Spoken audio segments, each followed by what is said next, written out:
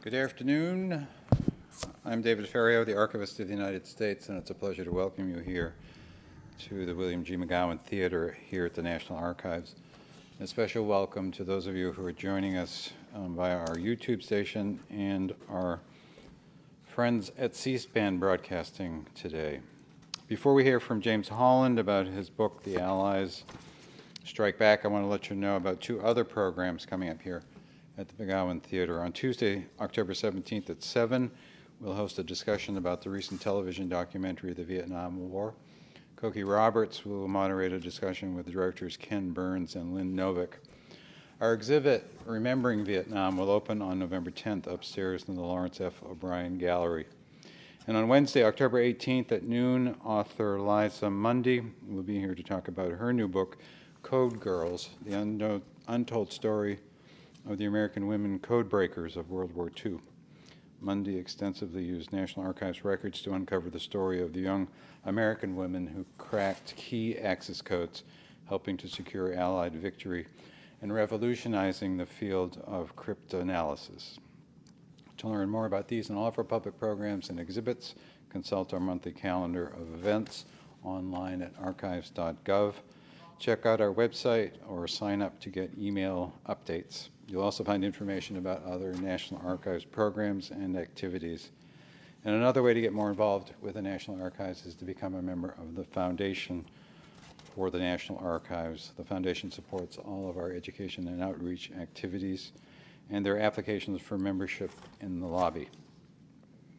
75 years ago, Europe was engulfed in a war that had already lasted 3 years. The Allies pushed back against the Axis, but there was yet no end in sight to the conflict. James Holland tells the story of those crucial years of World War II in his new book, The Allies Strike Back. Volume 2 of his War in the West trilogy, following the rise of Germany, which was published in 2015.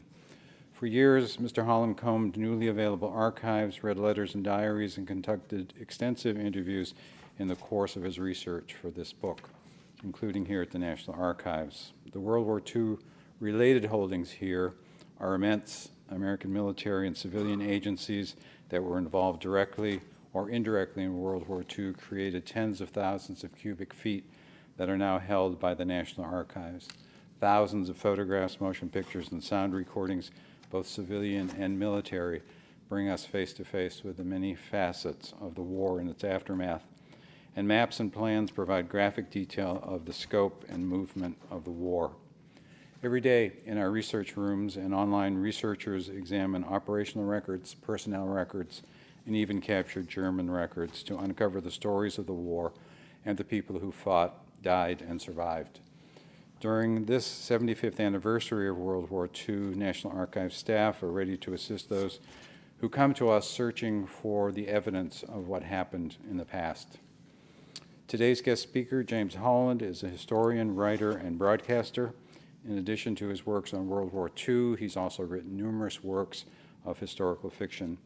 His writing has appeared in magazines and newspapers, including the Sunday Telegraph, the Times, Daily Mail, and BBC History Magazine. He's written and presented the BBC documentaries Battle of Britain and Dam Busters, among others. A fellow of the Royal Historical Society, Holland also advised the British government on history curriculum and has his own collection at the Imperial War Museum. Ladies and gentlemen, please welcome James Holland.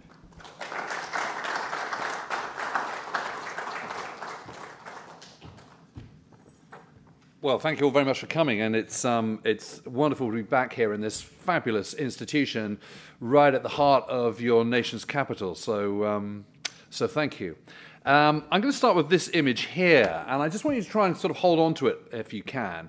I mean, clearly what you're looking at is a row of American Sherman tanks, plus a whole load of landing craft, landing ships. This is just before the invasion of Sicily, Operation Husky in July 1943, and again, it just shows this sort of level of military might that is already building by that stage. On the face of it, it's quite an unremarkable picture. And it's kind of very much the kind of image that we have of the Western Allies, I think, in World War II, this one of enormous firepower, enormous material weight. And yet the road to that situation, to that point in July 1943, is a really, really extraordinary one. So let's just park that there for the moment, and I'll come back to it right at the end of my talk. But I'm also very, very interested when it comes to World War II about our assumptions, and I think there's a huge amount of assumptions when it comes to the Second World War. You know, there is a well-worn narrative, you know, and it's one that is pretty well entrenched. And one of those is regarding, of course, the combatants themselves, you know. And I think for a lot of people, when we're thinking of Nazi, mean, badass Nazis, this is the kind of image we're thinking about. This, of course, is Joachim Peiper, the bad guy from the Battle of the Bulge. And, you know, he's every person's image of the ultimate Nazi Waffen-SS Panzer commander with his cleft chin and ferociously good-looking, but mean as well. And, you know, there he is with his skull and crossbones on his cap at a jaunty angle. Lots of black leather, too, as well, just to make really sort of ram home the sinisterness of his appearance. And then we look at a kind of a GI, and I love this picture because you can see that's from Life magazine, August the 14th, 1944, so you can assume that that was taken probably earlier that month or sometime in July 1944. But anyway, during the Normandy campaign. And just look at him. He's got, you know, he's healthy, he's fit, he's strong. He's kind of doing his bit for Uncle Sam. He's got his helmet at a jaunty angle again. He's got sort of 2 days of stubble. And when you look at just about every single Hollywood war movie that's ever been made, that's the inspiration, isn't it? I mean, you can just see it. You know, Band of Brothers, Bridge Too Far, whatever it might be, Saving Private Ryan, that's the look. Then you think of kind of Russian war heroes, and you think of kind of sort of lethal, icy, beautiful Russian snipers, female snipers. And then you think of British war heroes, and you think of Stanley Hollis with his predictably bad teeth because he's British. Or you think of General Carton Dwyer, who kind of summarizes everything that we kind of think about of stuffy, old-fashioned England stuck in the past, you know, clinging onto an empire that has long since outlived its usefulness. And when we think of the Germans, this is what we think about, you know, particularly in those early years of the war. The German army is the best in the world, it's the best trained, it's the best motivated, it's got the best kit, it's got groovy motorbikes with sidecars, it's got panzers, of course it's got screaming Stuka dive bombers with their Banshee whale. It's even got the best small arms too, it's got brilliant Spandaus, as they were known, you know, MG-34 and here the MG-42, and of course it's got Tiger tanks. And again, you know, when we're thinking of tanks in the Second World War, it's Tiger tanks, isn't it? You know, big, mean, massive gun, lots of armor, really scary if you come up against them. And of course, you know, it's no accident, of course, that the Tiger tank is a star, albeit very much the bad guy in the Fury film. And it's really interesting because, you know, I'm obviously, as a Second World War historian, I'm absolutely thrilled when new World War II films come out or new TV series. And, you know, I'm thrilled that there's going to be a follow-up to the Pacific and Band of Brothers and about the mighty 8th Air Force, for example. You know, I was thrilled to see Dunkirk come out. I was thrilled when Fury came out. I actually had to go and review this film, and so I was very pumped for it. I was excited about it, but not least because the director had been going on about how authentic it was and how the attention to detail was so perfect. So I was, you know, went in there with pretty high expectations. And literally the first thing I see is this quote on the side of this picture here. You know, in World War II, American tanks were outgunned and out-armored by the more advanced German tanks. Well, that's just, you know, you just can't say that, you know. On sort of what basis is that statement being made? I mean, not an accurate one. I mean, you know, forgotten that more Pershings, for example, were being built than there were ever Tiger tanks, for example. You know, Pershing had a 90mm gun, you know, it was bigger than any Tiger. And even the tank in Fury has a 76mm high-velocity gun, which, you know, is certainly on a par with the 80mm gun of the Tiger tank. And there are very, very good reasons why Sherman tanks weren't as heavily armoured, or indeed as heavy, as a Tiger tank. But it's not a question about one being better or not. I mean, that is just an absolute nonsense. The idea that the incredibly war material rich American armies that were going into Germany in the end of the war in 1945 were somehow being outperformed and outgunned by the Germans, which were a complete wreck of an army by April 1945, is absolutely nonsense. Far more common, of course, than Tiger tanks was Stugs like this, which actually isn't a tank, it's a self-propelled gun because they didn't have enough ball bearings to make rotational turrets. And this, of course, is based on a Panzer Mark III that was available in 1940. That's the hull of that. I mean, does anyone know at all how many Tiger tanks were built in the war? I mean, I can tell you it's 1,347. 492 King Tiger tanks. And then let's just have a think about how many Sherman tanks were built. Because that was around 49,000 and 74,000 Sherman hulls. And here is, of course, Sherman tank. Apologies, there's a British crew in this one. But, of course, we in the British Army liked our Sherman tanks. And for me, for my money, the Sherman tank is the absolute, overall, all-round best tank of World War II. Now, obviously, if you lined up a Tiger tank against a Sherman on a football pitch, the Tiger's going to win because it's got a bigger gun and it's got more armour. But there's lots about the Sherman tank which works very much in its favour. It's very simple. It's very simple to maintain. If you look at the bottom of the tank there, and you look at the tracks, for example, you can see the suspension bogies, the suspension arms coming down onto the wheels. They are on the outside, which means that if anything goes wrong, you can repair it really, really easily. The transmission in a Sherman tank is 4 forward, 1 back, and manual. The transmission in a Tiger tank is a 6-speed, hydraulically powered, pre-selected gearbox designed by Ferdinand Porsche. It sounds incredibly complicated. It is incredibly complicated. And what happens when you put an 18-year-old raw recruit into one of those tanks is very quickly they break the gearbox, and then your Tiger's no good to anybody, despite its powerful gun.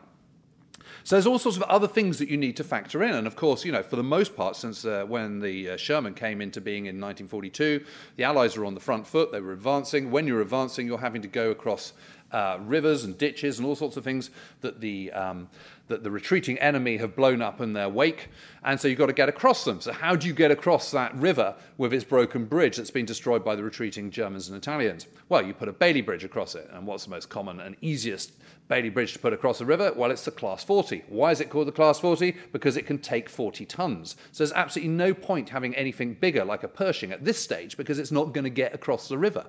And it's not going to get across your bridge, or certainly not very easily. The great thing about the Sherman tank is it's 30 tons, and even when it's got extra bits of wood on the outside, ammunition, 5 men, and a few chickens and other bits and pieces that you're taking along with you for the ride, it's still less than 40 tons. So it's incredibly versatile, easy to maintain, very reliable, and there are lots and lots and lots of them. And that is very, very important in a long, drawn-out attritional war.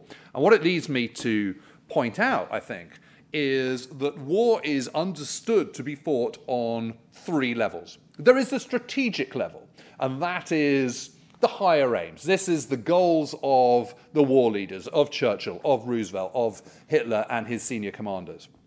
Then there is the tactical level. This is the cold face of war. This is your tank crew. This is your PFC Schultz in his foxhole somewhere in the Bocage near Saint-Lô in Normandy. This is chap in P-51 Mustang. It's the actual attritional fighting bit. That's the tactical level. The third level is the operational level. And this is the glue that binds the strategic to the tactical. Yes, it's logistics. It's supplies. It's the economics of war. It's making sure that GIs have enough Hershey bars and Camel cigarettes. But it's a whole host of other things. And this is the bit that has largely been left out of the narrative of World War II in the last 50, 60 years. So when you read your big new history book, your narrative history, there's lots about Montgomery and Patton hating each other's guts. There's lots of kind of, wonderful eyes in on the headquarters of that high command. There's lots about being in a tank or being in a foxhole or whatever it might be. But there is scant regard to the operational level, the actual supply of war, how that all works, how people get their rations, how you maintain someone in the war. I mean, it is amazing how often you can talk to a tank crew, whether they be American or British, and they're telling you, you're sat there rapt listening to this veteran, and he's telling me, we were in there and suddenly, we came around a corner and there was an 88 and he knocked us out and we got out, but, next day we were back in action. And you go, hang on a minute, I thought you just told me that your tank was knocked out by an 88mm. Surely you weren't driving it the next day. And you go, oh yeah, we just went and got back and got another one. I mean, I remember talking to a Battle of Britain Spitfire pilot and him saying to me, where they came from, I have no idea. But every morning, we had the full complement of Spitfires again every morning. It didn't matter how many were shot down the day before, they just appeared, as if by magic. That's the forgotten bit. And actually, It's completely crucial. And it's very crucial when understanding what's going on with Germany. Now, here's a map of Germany from 1936 to 1939. But what it shows is Germany's position in the absolute heart of Europe. But look at the coastline. Because look at the north of it there. You can see what a mess and complicated it is in the Baltic. It's a whole series of narrow passages and channels between islands. Then they've got a little bit on the North Sea, just to the west of Denmark. And that's it. That is their access to the world's oceans, because, of course, in 1919, following the First World War, all their overseas possessions were taken away from them. The problem is just as is the case today, so was the case in the 1930s and 40s, that the vast majority of the world's resources and supplies were transported around the world by ship. Germany just doesn't have that luxury. It's got a little, very small merchant fleet, and yes, those merchant fleets are coming back from northern Sweden, for example, delivering iron ore and a few other supplies. But for the most part, they are dependent on supplies coming from other parts of Europe and elsewhere. And that makes life very difficult for Germany. But this is not anything new. This is something that Germany has always understood, that it is resource poor, and therefore they have to fight their war in another way. The other problem is that Germany is very short, particularly of fuel, which is a problem in a modern world, in a modern mid-20th century world, where fuel and oil are absolutely crucial to your efficiency and modernity, and also particularly in food. So if I told you, for example, that this is a picture of, I don't know, Latvian peasants in 1931, I suspect that most of you would not have any major cause to doubt that what I'm telling you is true. In actual fact, this is a bunch of German farmers in 1938. And this is indicative of German agriculture. It really is. It's not a place of, large Ferguson tractors and Fordsons and things. Germany is very, very under-mechanized. It is one of the least automotive societies in Europe in 1939. And yet, isn't it amazing how often when we talk about the Nazis at the start of the war, we always talk about the Nazi war machine. What you have to understand is that the Nazi war machine, in inverted commas, is something like a spear. So think of the shiny point of the spear. That's the mechanized, motorized arm. That's your Panzers and BMW motorbikes with sidecars and half-tracks and armored cars and all the rest of it, and indeed the Luftwaffe supporting them as close air support. The rest of it, the bulk of it, is a big, long wooden shaft, which is getting from A to B, the traditional way, on its own 2 feet or with horse and cart. Because of this shortage of resources, Germany, and before Germany in 1871, became Germany in 1871, before that Prussia, has always fought wars very quickly. This is how you fight a war if you're German. And what you have is you've mastered the operational command. This is called Bewegungskrieg. And what you do is you hit your enemy incredibly hard at the Schwerpunkt, which is the point of impact. And then you do a Kettelschlacht, the Cauldron War, which is a big encirclement, and you annihilate your enemy before they've had a chance to recover their balance and can fight back. And you win very quickly. So you go into Poland, and it's all over in 2 weeks. You go into the Low Countries in France in May 1940, and it's all over in 6 weeks. That's the kind of fighting Germany does. The problems arise when you don't have that complete victory in that period. And unfortunately for Germany, in 1940, they don't defeat Britain. Her army leaves its kit at Dunkirk, as we've all been reminded from the film that's just come out, but the army is intact. The army, of course, in 1940 for Britain was incredibly small. They have to rebuild from scratch, pretty much. The army, of course, for the United States in 1940 is also very small, and they've got to kind of rebuild from scratch. But there are many other assets for Britain. Her island status, her empire, the dominions, the world's largest navy, the world's largest merchant navy, huge amount of research and development, lots of very, very able scientists. Britain is far from being defeated in 1940, and that is a major problem for Germany because it means the war is going to go on. And what's happened by 1941, and again, I think when we look at the World War II, we're often guilty of being rather land-centric. Now, it is true that ultimately you've still got to get boots on the ground to regain possession of land, but World War II is fought on the land, in the air, and on sea, and it's really important to see these in its entirety, and one of the things I've been trying to do with this new series, ambitious though it is, and I'll admit I've slightly bitten off more than I can chew sometimes. What has to be borne in mind is that it's not just about gaining territory on land. You can't see the World War II in terms of ink spots. It's no good just siphoning off the Battle of the Atlantic as the Battle of the Atlantic. You need to see it all in the round, from all sides, from all perspectives. And when we look at those early years of the war up to kind of May 1941, what we're seeing is one-way traffic because we're focusing on those land campaigns, and what you're seeing is this change of the color of the map. You're looking at a Europe which is dominated by the Nazis and by pro-Nazi forces. But the problem for Germany is by May 1941, it's already starting to use up all the benefits of occupying those territories. Now, yes, it is true that in Norway they've got lots of bases out to the oceans, and ditto in France. But surface ships still can't get out into those oceans, and merchant ships can't get into those oceans because of the Royal Navy and the economic blockade which is being enacted at that point. And so what the Germans have done is they've gone into France and Low Countries and all these other places, and they've been like kids in a sweet shop, and the cupboard is absolutely bare by May 1941. France has, by the end of 1940, France is the most automotive nation in Europe in 1939 at the war's start.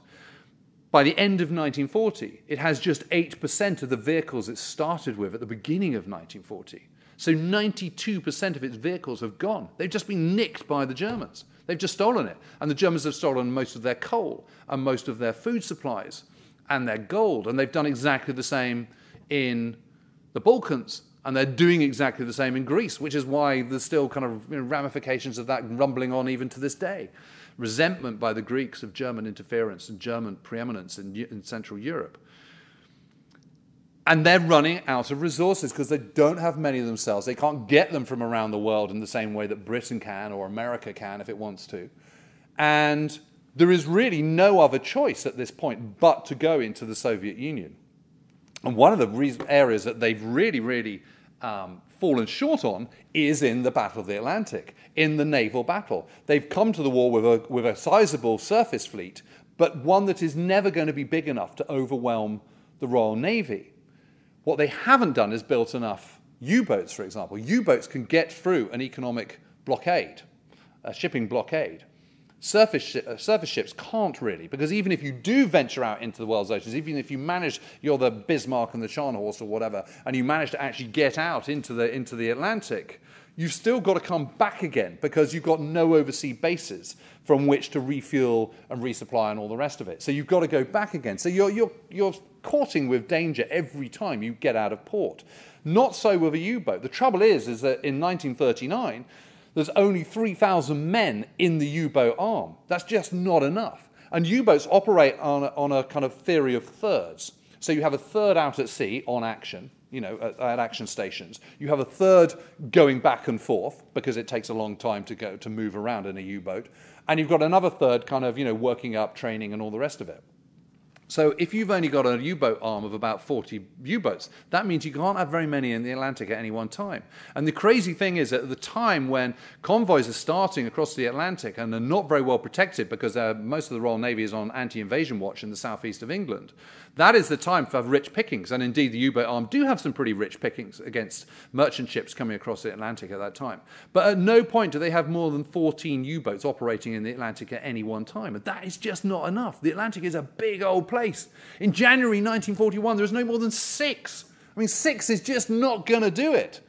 Meanwhile, Britain has been really focusing on the Battle of the Atlantic because it knows that this is where the war is going to be won or lost. From the moment that they're not defeated in May and June 1940, the moment that Dunkirk evacuation is successful, they know that really those supply lines, those lifelines from all around the world, but which all ultimately come through the Atlantic, that is going to be crucial in the years to follow. That's the place to put your, once you've sorted out that, once you've secured your lifelines, then you can start building up your army. Then you can start thinking about how to take the attack back to Germany. But you've got to secure your own base first. You've got to secure your own supplies. And so that is where the focus is. And, out of this comes unbelievable developments in technology. You can forget that picture of Carlton Dwight with his kind of old monocle and patch and sort of twitchy moustache. You know, that is old hat Britain, although actually he was a rather brilliant man, actually. But Britain is a modern, technologically driven warfare state. It's not an old-fashioned Victorian stuck in the empire past kind of fuddy-duddies. I mean, you need to kind of sort of disabuse yourself of that fact if that is what you've always thought. Out of this comes the cavity magnetron, for example. The cavity magnetron is just a genius invention that enables you to reduce the size of radar, so much so that you can actually put it on a ship like a destroyer or a corvette, or indeed in an aircraft as well. And it is an invention that the Germans, not only do they never invent it themselves, they never realize that the British and, you know, hand in hand, the Americans have got at any point during the war. And in March and April and May 1941, some of the finest, best, most experienced U-boat ace commanders are killed or captured. We've got new technology coming in all the time, new advances in high-frequency direction finding, new advances in air power, which is closing the ring a little bit at this stage around the Atlantic, forcing the U-boats out into the central Atlantic, which of course then takes longer, which then means they're being less efficient.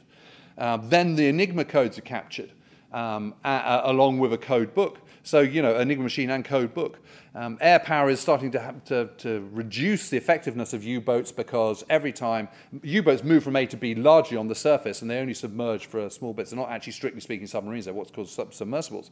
Air power is reducing that ability. And, of course, the moment they go underwater, they get slower. But Germany has neglected that. And we, I think, in history have neglected that. You know, 1941 is always seen as a dark year for the Western Allies. You know, the loss of Greece, the loss of Crete, setbacks in North Africa, and so on. But in actual fact, in that most important theatre, Britain has already got to the point where they're no longer going to lose the Battle of the Atlantic. May 1941, a line has been crossed, at which point Germany can no longer win that battle, I think. I can't see how there's any comeback from that. You know, obviously, long, dark roads, days lie ahead. There's a slaughter off the Americas in the early part of 1942, for example. But does that mean, do those slaughters, you know, the second happy time, as U-boats call it, does that mean that they're going to lose, that the Allies are going to lose the Battle of the Atlantic? No, I don't think it does. I think Germany has already missed the boat big time. So it comes that by the summer of 1941, really, Nazi Germany, if it's going to continue the war, doesn't really have any other choice but to go into the Soviet Union. I mean, clearly it's a catastrophic decision, but there is no alternative because nowhere else can they get the supplies and resources they need, particularly oil and food, but also all sorts of other things, you know, bauxite, copper, whatever it might be, you know, manpower. I mean, these are rich lands. You know, if you don't have shipping, this is the only alternative. What the Germans recognize, though, is that they've got to annihilate the Red Army, and that means completely defeat it to a point where they have total victory in the Soviet Union within 500 miles. If they exceed that, what they're going to exceed is what is known as the culmination point. The culmination point is the moment at which you can no longer operate in the way you want to operate because the distances, the lines of supply are so great, it is hampering your ability to maneuver and do what you want with speed. And the German way of war, this Schwerpunkt, the Kettelschlacht, all the rest of it, Bewegungskrieg that I mentioned, this is all about speed. It's about speed and maneuver and outgunning your enemy at the crucial point and knocking him off balance.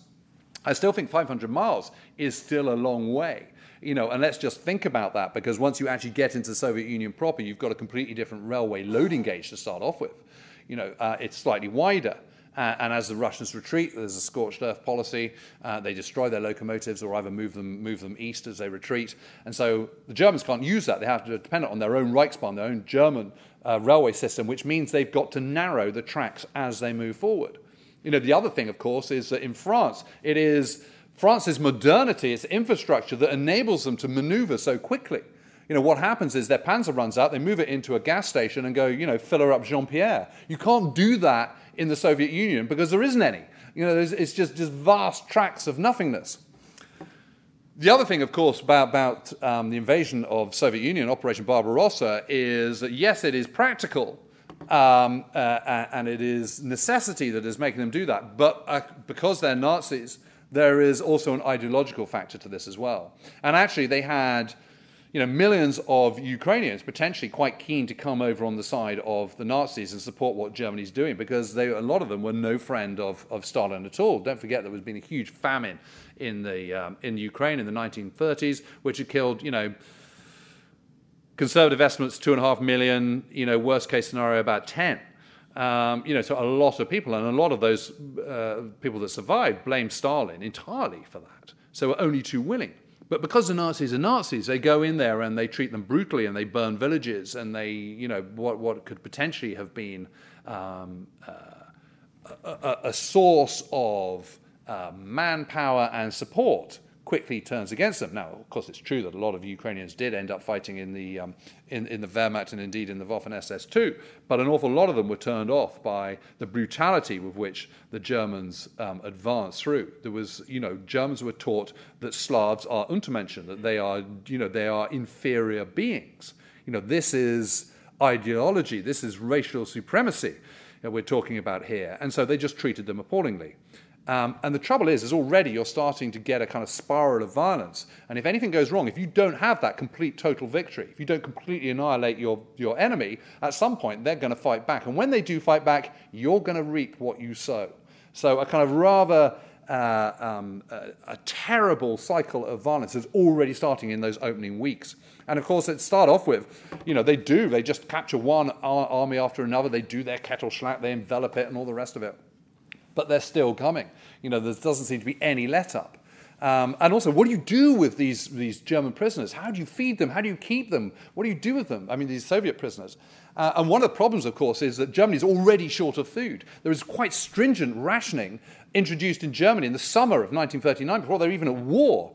And of course, if you're ideologically thinking that a Slav, a Russian, is inferior, or a Pole, for example, is inferior to an Aryan Teutonic German civilian, clearly you can't give them more food than a German civilian back at home.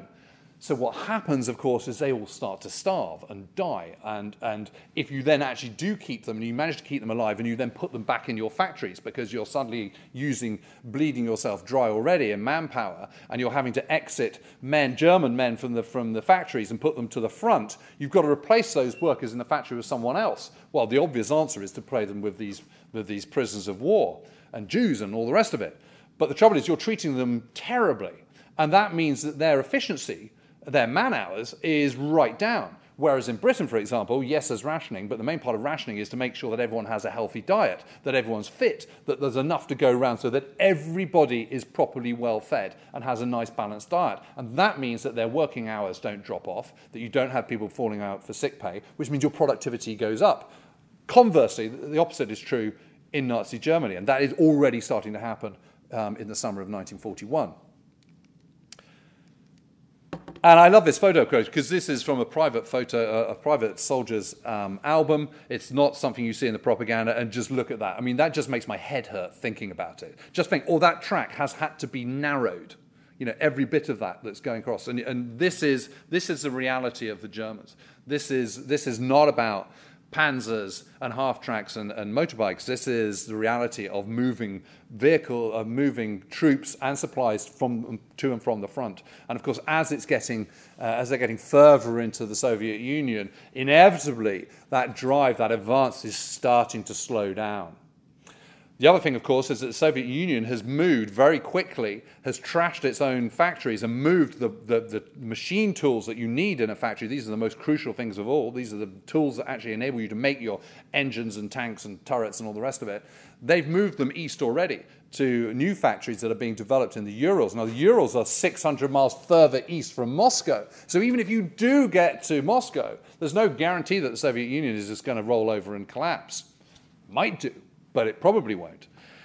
So suddenly you're getting into some really, really big distances. And of course, the moment that the Germans are not as mobile and it's not as fast, and they can't act with this Bewegungskrieg and can't do their Kettelschlags quite as quickly, then suddenly they're not quite so special after all, because that's their USP as a military fighting force. And of course, what happens is Hitler starts to meddle, starts making really bad decisions. He always meddles when he's feeling fretful.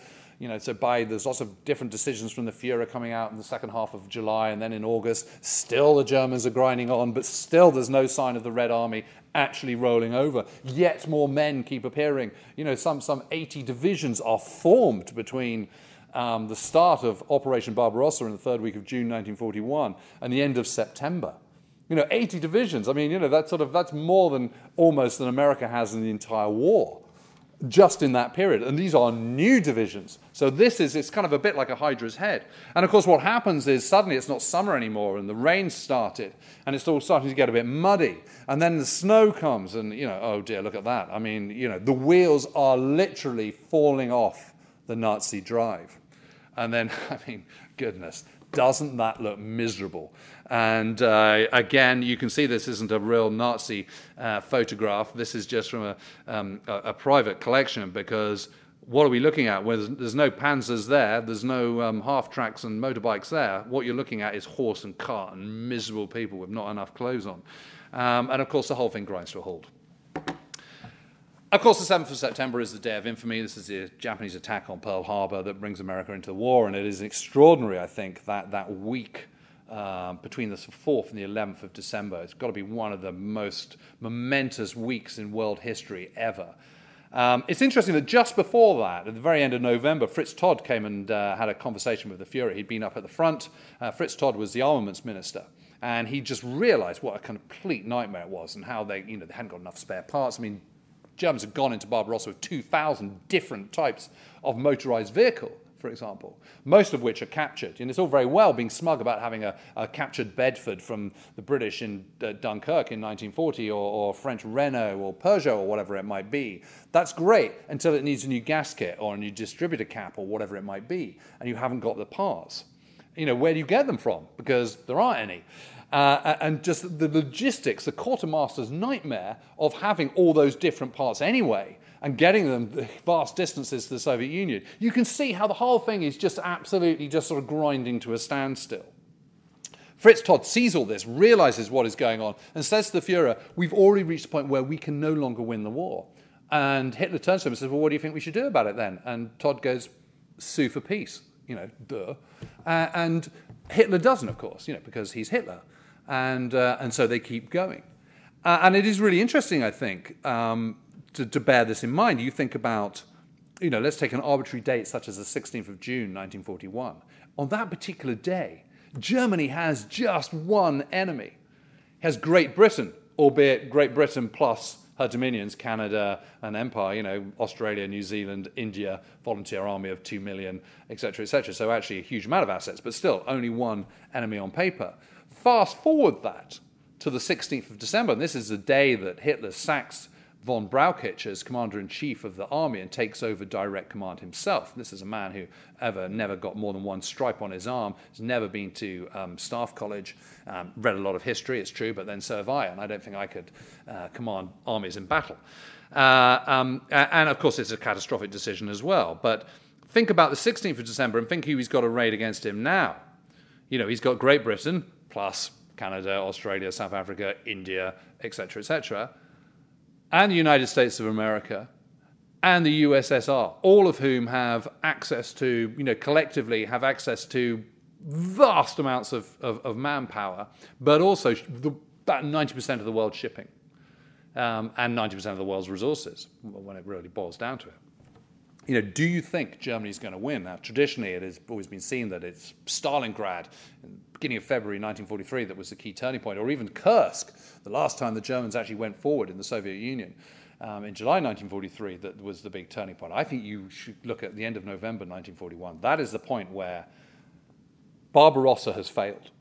And I just cannot see how there's any comeback after that, not particularly once you start looking at America's entry into the war.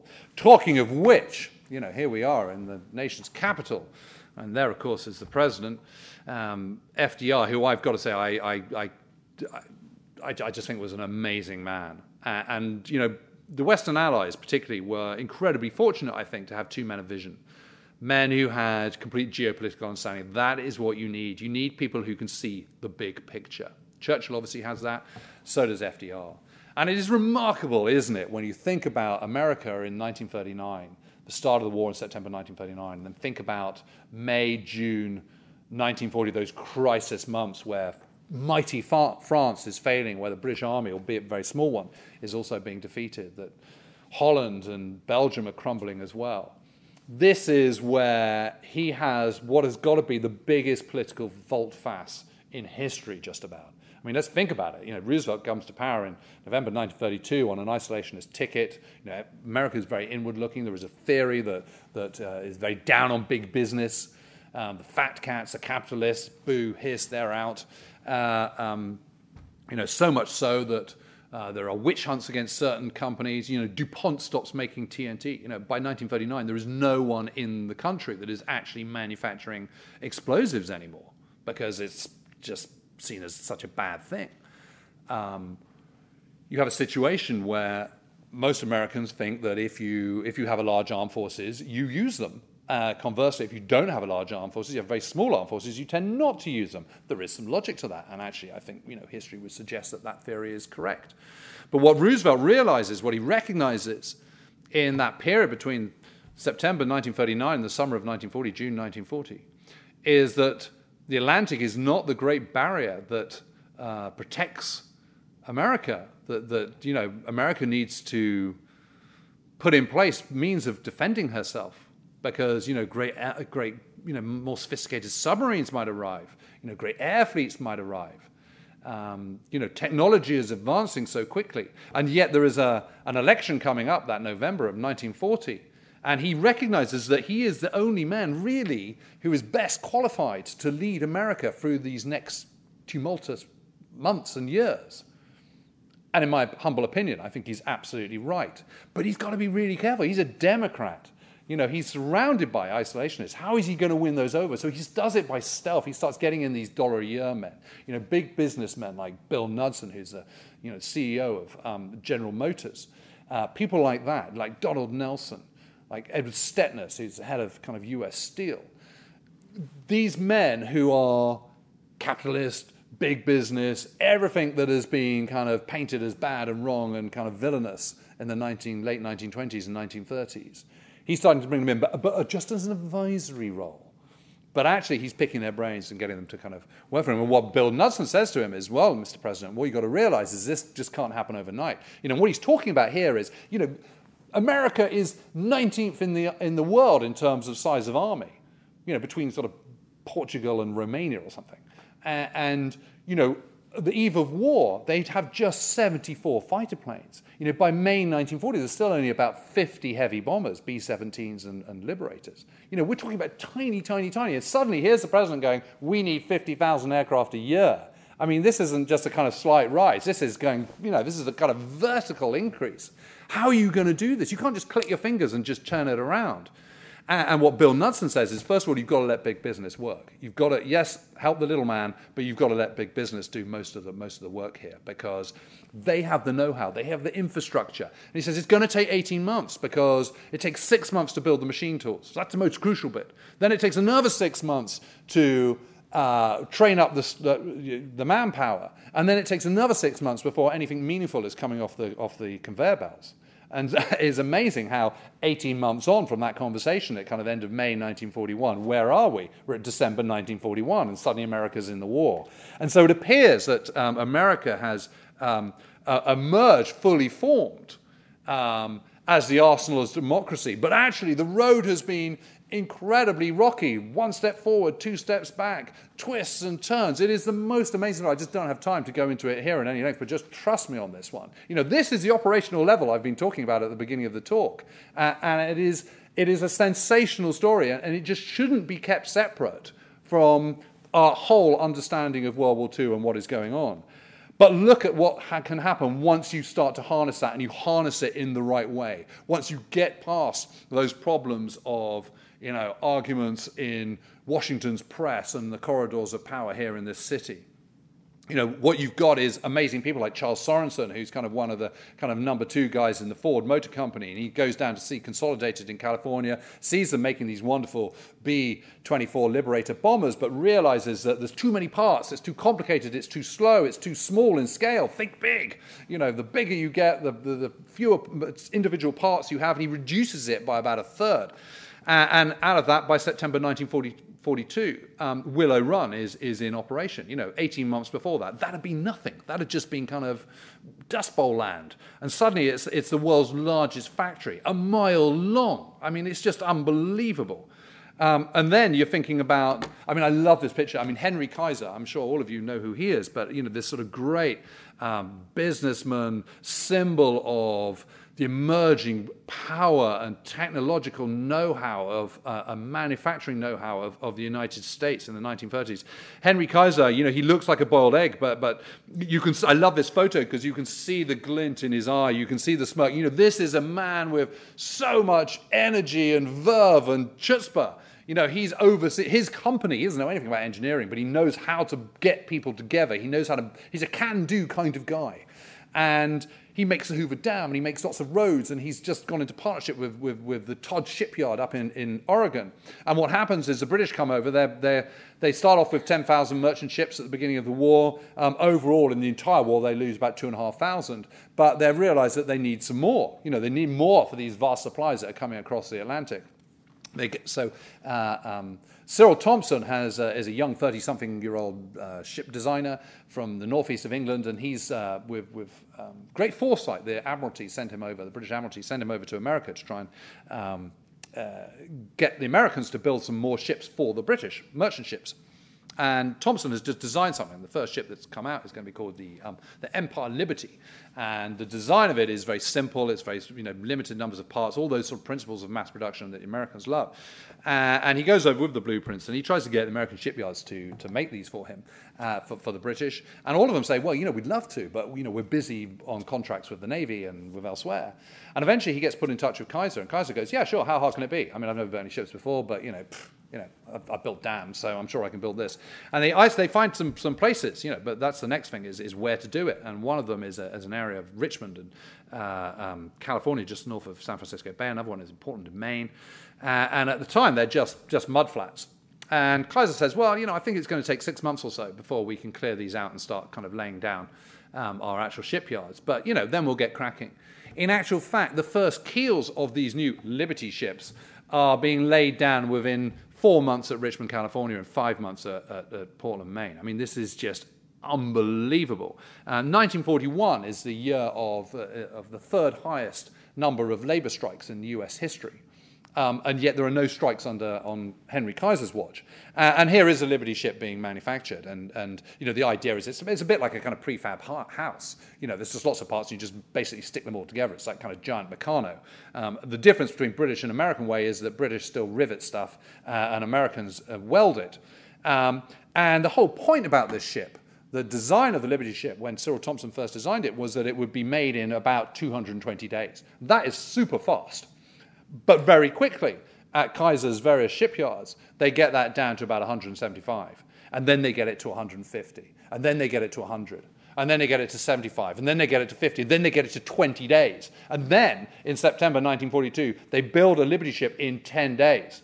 And then at 3:27 p.m. in the afternoon of November the 12th, 1942, after 4 days, 15 hours, and 26 minutes, the Robert E. Geary is launched. That is unbelievable, that you would build a ship in less than 5 days.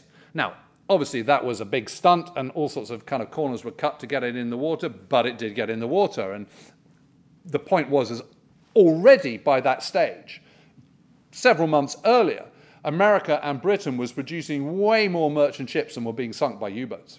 So that battle is gone. I said that it was kind of, they got to a point where they couldn't win in May 1941. By summer of 1942, even after the slaughter of Americans, just not a chance. So you then come to 1942, and what are the Germans going to do? You know, they've recovered from the winter. The winter, you know, the bit where they've been frozen, temperatures have dropped to minus 35, their tanks don't work, nothing works. Now we're back to the old campaign season. And the factories in the Urals are starting to kick in a little bit more. More supplies are coming from America and from Britain. It is still very, very scary times if you are the Soviet leadership. You know, it feels very bad. And one of the reasons for that is there is still this sort of propulsion of military might that the Germans have. There is a kind of awe about them, an aura about them, which hasn't been entirely dented by the catastrophes for them over the winter in the Soviet Union. You know, these are still armed forces to be feared. They are still have lots of very good kit. You know, those machine guns are powerful.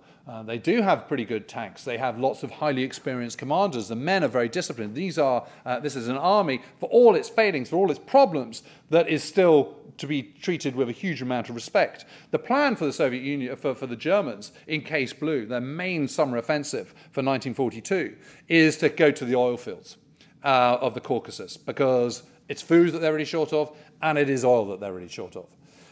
The interesting thing about this, though, is what are they going to do when they get there? Interestingly, this distance from the kind of the top left-hand corner of that map to the bottom right-hand corner, which is Baku. Baku is the third highest oil producer in the world in the 1940s, after the United States, which is the leading oil producer, and the Dutch East Indies, Venezuela, which is the second highest producer. Baku is the third. That is more than 500 miles. So already they're kind of starting to break their rules just by trying to get to the Caucasus.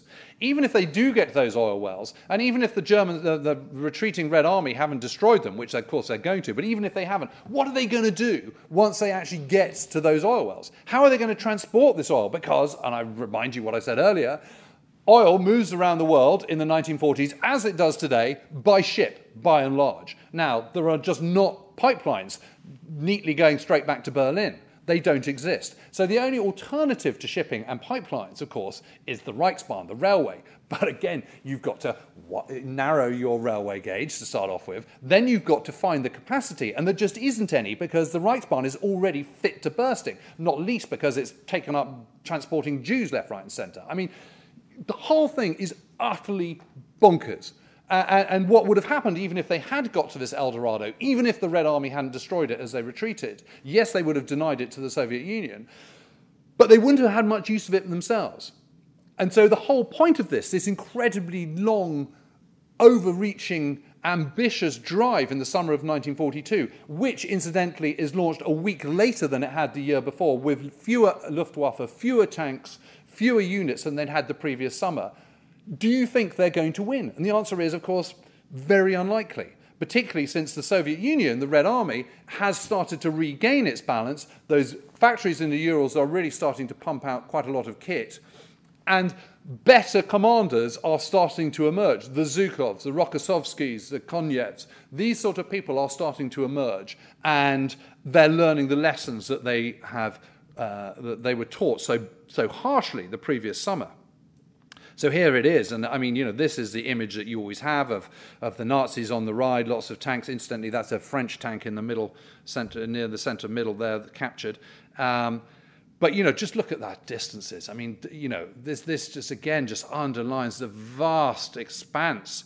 No metal roads there, no asphalt anywhere in sight. You know, the task that they're giving themselves, however terrifying and however much jeopardy there may seem to be for the Soviet leadership, this is just too big an ask for the Nazis, particularly at a time where they are overstretched. And they're overstretched because of failings of their Italian partner, because of Hitler's paranoia about the southern flank. I mean, in the narrative of the Second World War, you know, we Brits are always accused of kind of putting far too much emphasis onto the Mediterranean theatre and in North Africa, and also banging on about it when compared to the kind of vast numbers of the Soviet Union, etc., etc.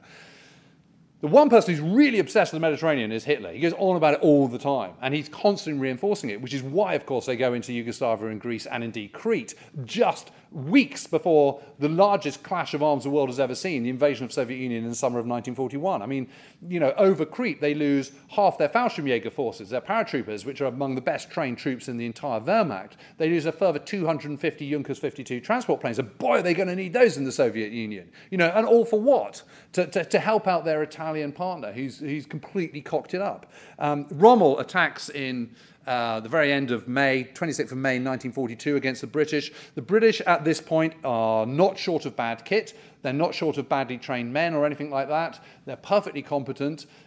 People have pointed the finger at kind of, poor British tanks and all the rest of it. That's not the issue. The issue here, 100%, is the generalship, which is really poor. They've just got themselves into a pickle. There is General Ritchie in the middle scratching his head, and well, he might be, because he's completely ballsed up the whole thing. They had Tobruk, which is a port, which cannot be bypassed by Rommel, which had held out with meagre forces for 9 months against everything that the Axis forces could throw at it. And instead of reinforcing that and making it utterly impregnable, what they do is they build a line with an end, 30 miles south, 20 miles to the west of Tobruk, for absolutely no point whatsoever. It gets outflanked. They should still have managed to have trapped Rommel and his forces, but they don't, because of infighting, because of bickering, because of lack of any chutzpah from most of the senior commanders. It turns into a rout, and they all retreat back to the Alamein line. Fortunately for British 8th Army at the time, in summer of 1942, the Alamein line is the only part of the desert which has a flank. It doesn't have a flank, rather, because they've got the Katara Depression, so there is a limit to how long the line can be.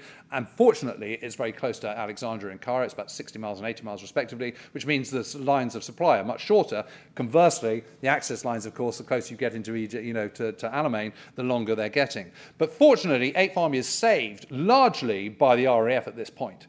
On the left, you've got Air Vice Marshal Arthur Cunningham, who is commander of the Desert Air Force, and on the right, you've got Air Chief Marshal Arthur Tedder, who is commander-in-chief of the RAF in the Middle East. And by this point, incidentally, you're starting to get American units coming in as well. They are both brilliant men. They've been working out for quite a long time about new doctrine. Britain has emerged with separate commands in the RAF. Bomber Command, Coastal Command, Fighter Command, and that is because that represents its kind of island status. But what happens in the Battle of France in 1940, where they're trying to give close air support, they realise there isn't really any doctrine for this, and this is what they're trying to work out. And they've sort of worked it out by 1942. This is the beginning of a tactical air force, as we would call it, where you are supporting ground troops, close air support, as opposed to strategic air forces which are operating independently. And they've got lots of very young, good, tough, highly motivated squadron commanders, people like Billy Drake, who commanded this squadron here, 112 Shark Squadron. I was lucky enough to meet Billy, and he was a remarkable man. But he said, what you've got to realise is we were really tough. I was 24. But, he said, I was much older than my years, and I really knew what I was about. He said I was tough. If someone wasn't up to it, I'd sack him. I'd kick him out of the squadron. And these were highly motivated, really well-trained, but brilliantly led men. Cunningham, Tedder, these were top guys.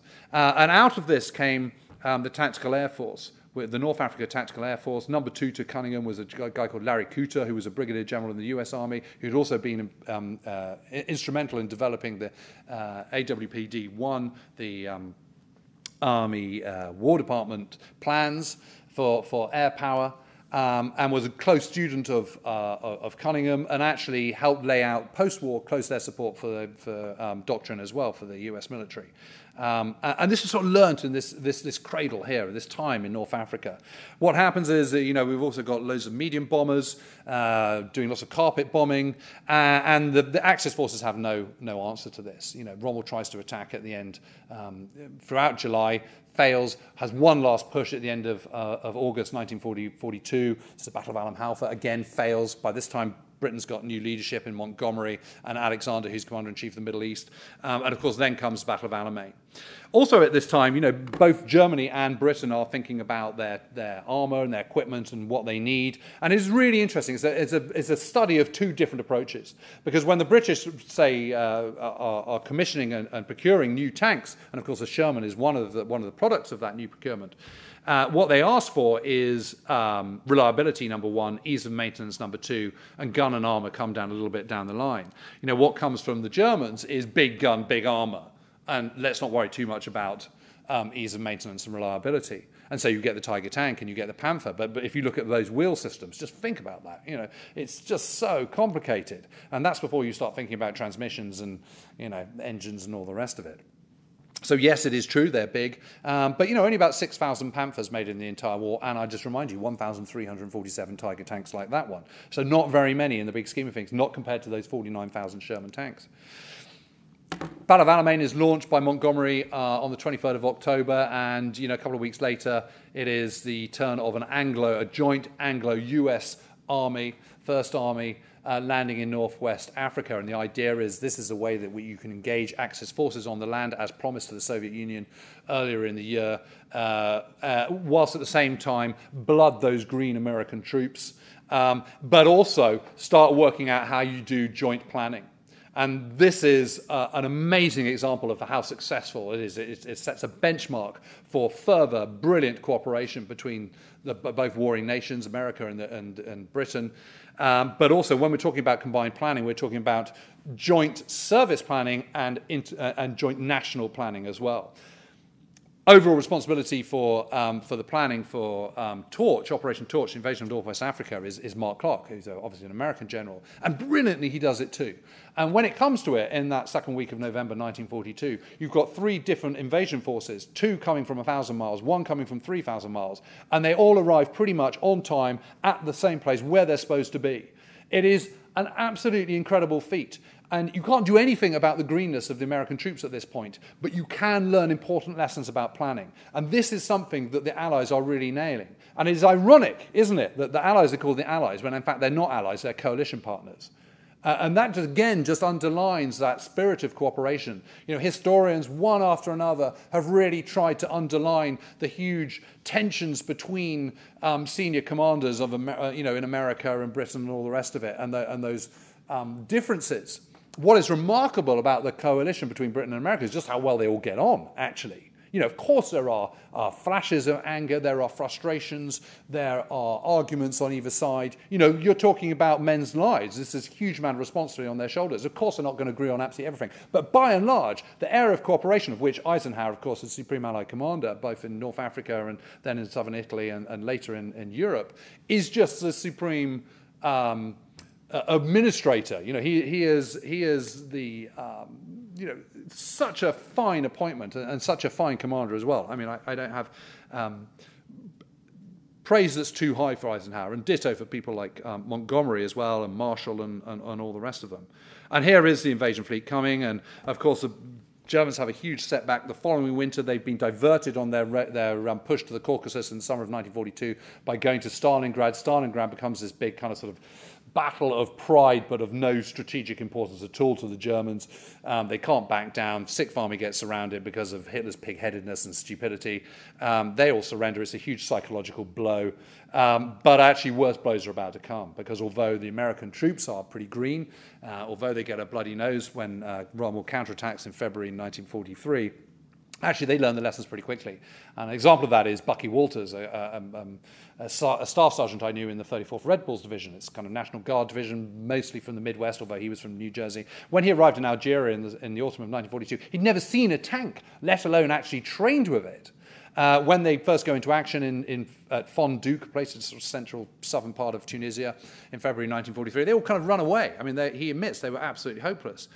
General Alexander set up some battle schools where they have live ammunition and all-arms training. They come back, they're thrown back into the line in northern Tunisia in April 1943. They capture Hill 609 against very stiff German opposition. They've repeatedly counterattacked. They hold on to it. And when they finally win in Tunisia in May 1943, it is the 34th Red Bulls who are leading the victory parade in Tunis.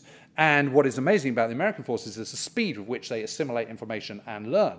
And there was also a ruthlessness about the command as well. Friedendahl, who is the first commander of the US II Corps, the American part of First Army, it proves himself to be massively short of what is needed, and he is summarily axed.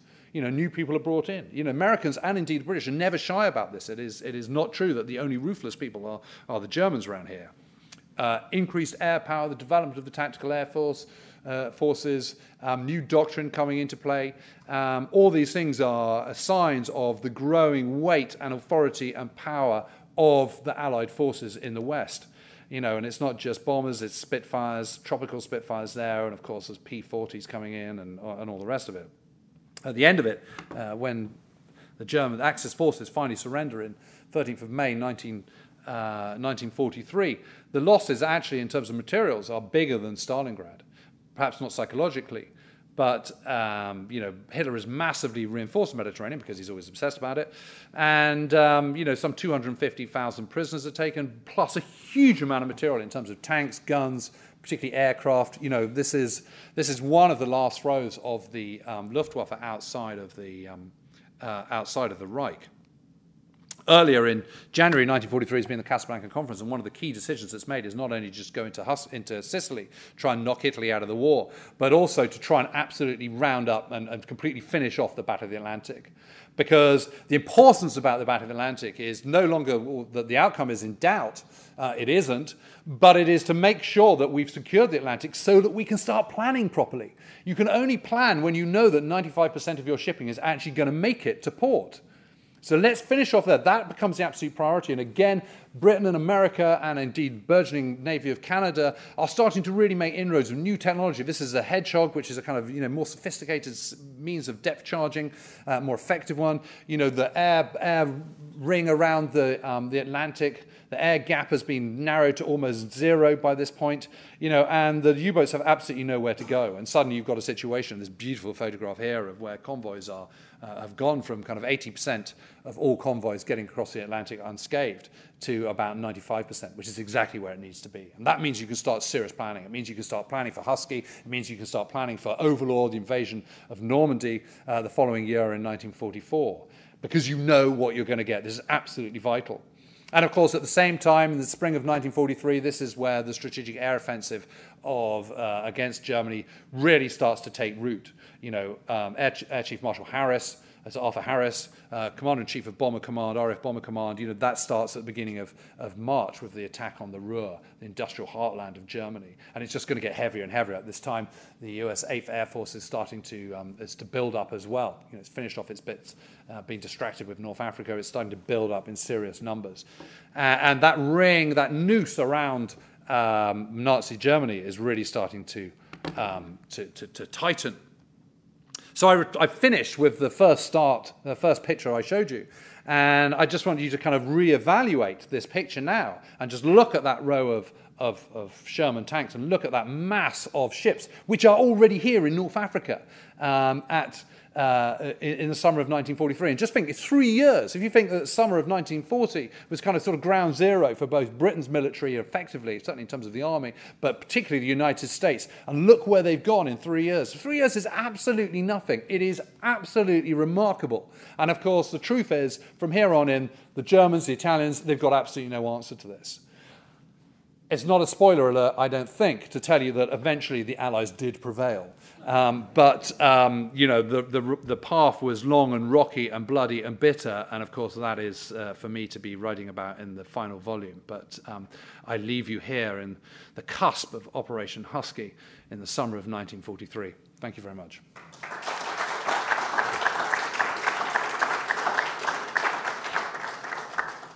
afraid we've run out of time, so... I'm sorry about the lack of questions, but big subject. But on the other hand, I'm happy to loiter afterwards, so if anyone's got anything they want to ask me, then I'm very, very happy to answer it.